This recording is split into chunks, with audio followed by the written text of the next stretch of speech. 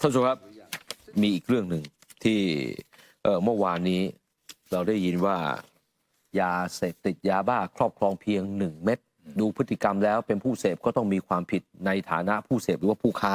ก็ว่ากันไปเพียงแค่1 เม็ดเองนะฮะแล้วก็จะให้กัญชากลับมาเป็นยาเสพติดคือพอพูดถึงกัญชาเนี่ยภาพจำของเราก็คือก่อนหน้านี้ทางพรรคภูมิใจไทยซึ่งในรัฐบาลชุดที่แล้วเนี่ยก็ถือว่าเอากัญชาออกจากยาเสพติดนั้นถ้าจะเป็นนโยบายธงของเขาเลยแล้วที่สุดแล้วก็เอากัญชาออกจากยาเสพติดนะฮะแต่ปรากฏว่าพอมีข่าวว่านายกรัฐมนตรีรัฐบาลชุดนี้จะเอากัญชากลับไปเป็นยาเสพติดเหมือนเดิมวันนี้ก็เลยมีนักข่าวต้องไปสอบถามคุณอนุทินนะฮะรองนายกและรัฐมนตรีมหาดไทยซึ่งเมื่ออดีตก็เป็นรัฐมนตรีว่าการกระทรวงสาธารณสุขนะฮะถามเกี่ยวกับเรื่องนี้ว่าคิดเห็นยังไงถ้าหากว่าที่สุดแล้วเนี่ยต้องเอากัญชากลับไปเป็นยาเสพติดอีกครั้งหนึ่งเดี๋ยวลองฟังเสียงรองนายกอนุทินนะฮะผ่านมาเนี่ยการประกาศให้กัญชาเป็นยาเสพติดหรือพ้นจากการเป็นยาเสพติดเนี่ยมันถูกประกาศโดยคณะกรรมการ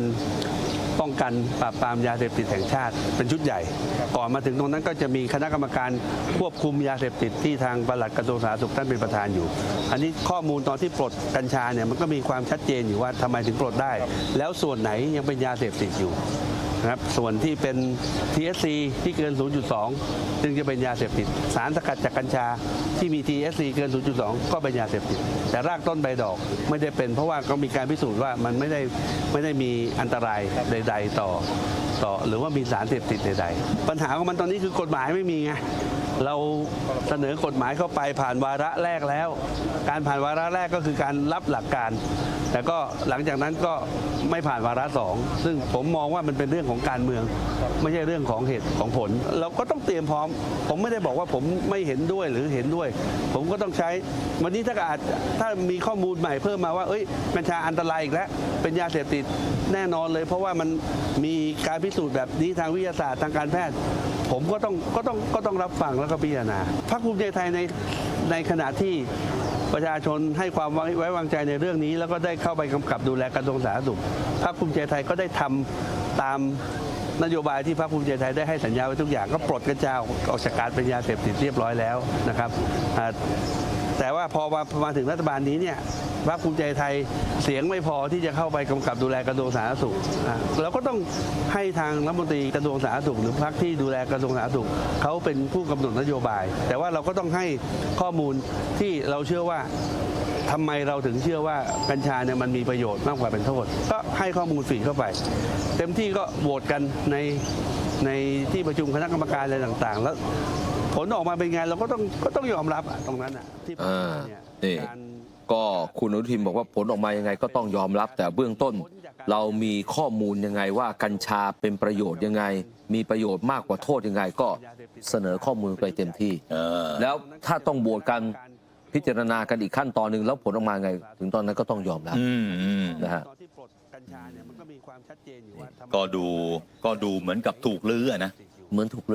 ลื้อของนโยบายของภูมิใจไทยใช่นะครับแต่คุณอนุทินก็บอกว่าจริงๆก็ไม่ได้มีผลกระทบเพราะว่าเขาทำเต็มที่แล้วนะครับและเรื่องนี้มันก็ไม่เรียบร้อยมาตั้งแต่รัฐบาลชุดที่แล้วนะมาตั้งแต่รัฐบาลชุดที่แล้วคือไม่ผ่านสภามาตั้งแต่รัฐบาลชุดที่แล้วที่คุณอนุทินใช้คำว่าถูกหักหลังใช่ถูกหักหลังนะมาตั้งแต่รัฐบาลชุดที่แล้วสสพรรคร่วมรัฐบาลด้วยกันนี่แหละไม่ปล่อยผ่านให้นะครับไม่ปล่อยผ่านให้และมาจนถึงยุคนี้นะครับแต่คุณอนุทินก็บอกนะครับว่าทุกวันนี้ก็ส่วนตัวเนี่ยไม่ได้บอกว่าเห็นด้วยหรือไม่เห็นด้วยนะครับแต่ถ้าวันนี้มีข้อมูลใหม่มากัญชาอันตรายเป็นยาเสพติดแน่นอนถ้ามีการพิสูจน์กันทางวิทยาศาสตร์ทางการแพทย์ก็ต้องรับฟังก็ต้องยอมรับแต่ณวันนี้เนี่ยนะฮะยังปลูก6ต้นได้นะครับหรือพวกที่เอามาทำเป็นสินค้านะฮะก็แค่จดแจ้งหรือทำรายงานว่าจะเอาไปขายที่ไหนอะไรยังไงคือทำให้มันถูกต้องซะยังทำได้นะฮะนี่แต่จะกลับไปเป็นยาเสพติดอะไรยังไงหรือไม่เนี่ยก็ต้องรอดูกันต่อไป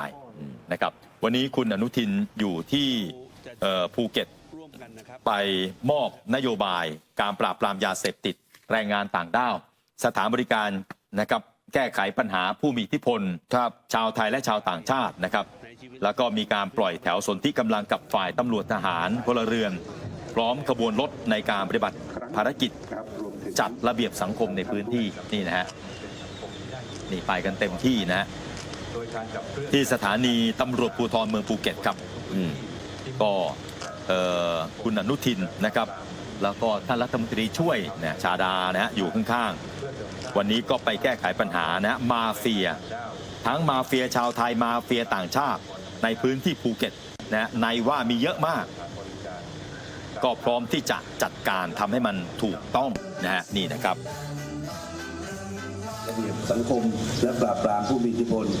ซึ่งเป็นนโยบายที่รัฐบาล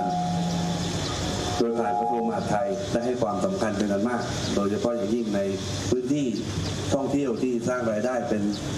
ลำดับต้นๆให้กับประเทศที่จังหวัดภูเก็ตทุกท่านในที่นี้จึงมีความสำคัญเป็นอย่างยิ่งที่เราจะต้องดำเนินให้บรรลุเป้าหมายของนโยบายนี้ซึ่งหมายถึงความสงบสุขและความปลอดภัยของพี่น้องประชาชนในการปฏิบัติหน้าที่ของทั้งเจ้าหน้าที่ชุดปฏิบัติการและเพื่อนข้าราชการทุกคนสิ่งที่สำคัญที่สุดก็คือเราต้องยึดถือความสุจริตความเป็นธรรมความเอาจริงเอาจังการบังคับใช้กฎหมายอย่างเข้มงวดเป็นที่ตั้งเรื่องของการทุจริตก็จะต้องไม่ว่าจะมีความพยายามอย่างไรจากผู้มีอิทธิพลเราต้องมาให้ความปลอดภัยกับพี่น้องประชาชนจังหวัดภูเก็ตเป็นเหมือนประตูสำคัญในการรับแขกของประเทศไทยของเราความประทับใจที่ผู้มาเยือนจะได้รับจากจังหวัดภูเก็ตนั้นจะเป็นแรงดึงดูดที่จะนำนักท่องเที่ยวเข้าสู่ประเทศไทยมากขึ้นซึ่งแรงดึงดูดนี้นอกจากจะสร้างได้ด้วยแหล่งท่องเที่ยวผู้คนและวัฒนธรรมที่มีเอกลักษณ์แล้วเรื่องของความปลอดภัยในชีวิตและทรัพย์สินก็เป็นปัจจัยพื้นฐานก็มาดูโรงแรมที่ไม่ได้รับอนุญาตนะครับโรงแรมแล้วก็โรงแรมที่ครอบครองโดยต่างชาตินะครับเพราะว่าเราก็ได้รับการร้องเรียนมาว่าผู้ประกอบการที่นี่ไม่มีใบอนุญาตโรงแรมไม่ได้มาตรฐานมันก็ถ้าเกิดเหตุเพลิงไหม้หรืออะไรก็ตามเนี่ยมันจะมีผลกับนักท่องเที่ยวนะครับเราก็มาดูแล้วก็แนะนำให้เขาไปทำให้ถูกต้องตามกฎหมายนะแต่ส่วนวันนี้ที่ผิดก็ต้องปรับเป็นโทษปรับไม่ได้รุนแรงอะไรนะครับแล้วก็ให้เขาไปดำเนินการขอจากหน่วยงานที่เกี่ยวข้องเราก็จะเน้นว่าที่กิจการที่เป็นต่างชาติมาแย่งงานคนไทยรับนักท่องเที่ยวแต่เราไม่รับมาเฟียเราไม่รับคนที่มาก่อความวุ่นวายในประเทศเรานะครับผมปัญหาก็คือว่าเขาก็มีตัวแทนที่เป็นคนไทยเป็นเจ้าของอะไรต่างๆก็ต้องว่ากันไปก็ต้องไปดูว่าpermitไปดูการจดทะเบียนต่างๆนะครับว่าถูกต้องไหมนะครับอันนี้มีผลกระทบแน่นอนนะครับแต่ในส่วนนี้ในส่วนของกระทรวงมหาดไทยก็กำลังทำการแก้ไขเรื่องผังเมืองเพราะเมืองมันเติบโตขึ้นนะครับผมทำเรื่องสีนะครับผมนี่ครับคุณชาดาก็บอกว่าที่มีการร้องเรียนนะครับว่าพบหลายสถานประกอบการมีชาวต่างชาติหนุนหลังหรือว่ามีกลุ่มผู้มีอิทธิพลซึ่งคนในพื้นที่ก็ทราบกันดีว่าในพื้นที่เนี่ยเป็นแหล่งรวมตัวกันของกลุ่มชาวต่างชาติที่อาจจะมามั่วสุมกันตรงส่วนนี้เนี่ยได้กำชับเจ้าหน้าที่ให้เป็นพิเศษตามนโยบายของรองนายกอนุทินรัฐมนตรีมหาดไทยนะครับที่เน้นย้ำห้ามนักท่องเที่ยวชาวต่างชาติเข้ามาสร้างความเดือดร้อนนะครับให้พี่น้องเจ้าของประเทศยิ่งเป็นช่วงหน้าเทศกาลก็จะมีเจ้าหน้าที่ลงมาตรวจสอบเป็นระยะเราคงไม่ปล่อยทิ้งไว้วันนี้เราพบว่าเกาะภูเก็ตผิดกฎหมายเนี่ยเยอะมาก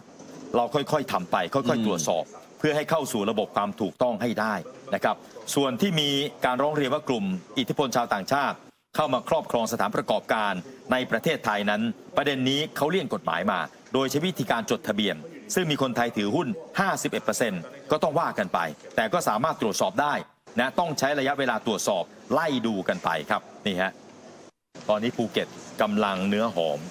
เสียงเมาส์กันในโลกออนไลน์ในโซเชียลเนี่ยเยอะมากว่าภูเก็ตซึ่งเป็นจังหวัดที่นายกเศรษฐาลงไปบ่อยที่สุดจังหวัดหนึ่งใช่และเมื่อไม่นานมานี้นะครับผู้นำทางจิตวิญญาณของพรรคเพื่อไทยทักษิณก็ลงมาใช่ไหมฮะแล้วตอนนั้นเขาเมาส์กันให้แซ่ดว่าเล็งเอาไว้ว่าจะมีเรื่องของคาสิโนอยู่ที่นี่นะ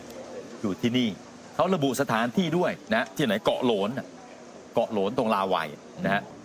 เล็งเอาไว้ว่าจะมีนะมีคาสิโนมีคล้ายๆกับเอนเตอร์เทนเมนต์คอมเพล็กซ์ที่นี่